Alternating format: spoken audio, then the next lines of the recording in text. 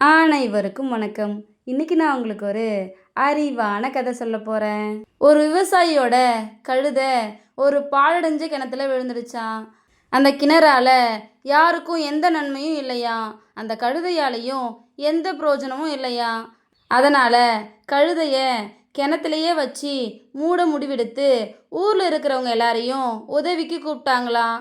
ஊர் மக்களும் கையில நிறைய கல்லும் குப்பைகளும் எடுத்துட்டு வந்து கிணத்துல எரிய ஆரம்பிச்சாங்களாம்.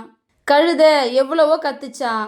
ஆனா மக்களோட ஆர்வத்தையும் ஆக்ரோஷத்தையும் பார்த்து இனி இவங்கள தடுக்க முடியாது, எது நடந்தாலும் ஏத்துக்கலாம் அப்படிங்கிற மனநிலைக்கு அந்த கழுதை வந்துச்சான். மக்கள் உற்சாகமா எரிஞ்சிட்டு இருந்தாங்களாம். கழுதை தன் மேல விழுந்த குப்பைகளையும் மண்ணையும் உதறிட்டு அது மேலே ஏறி நிற்க ஆரம்பிச்சுதான். கொஞ்ச நேரம் ஆக ஆக என்ன ஆச்சரியம், குப்பைகள் உயர உயர கழுதையும் மேலே வந்து கிணத்துல இருந்து துள்ளி குதிச்சு ஓடிச்சான். இதோட இந்த கதை முடிஞ்சிருச்சு. நம்ம லைஃப்லேயும் சில பேர் நம்மளை கஷ்டப்படுத்தி அழ வைக்கணும் அப்படின்னு நினைப்பாங்க. நம்மளும் இந்த கதையில் வர கழுதை மாதிரி அதை கண்டுக்காம அதை ஏறி மிதித்து உயர உயர போய்கிட்டே இருக்கணும். அதை தான் இந்த கதை நமக்கு சொல்லுது. இந்த கதை உங்கள் எல்லாருக்கும் பிடிச்சிருக்கும் நம்புகிறேன். இன்னொரு அழகான கதையில் நாளை மாலை 5 மணிக்கு சந்திப்போம். நன்றி.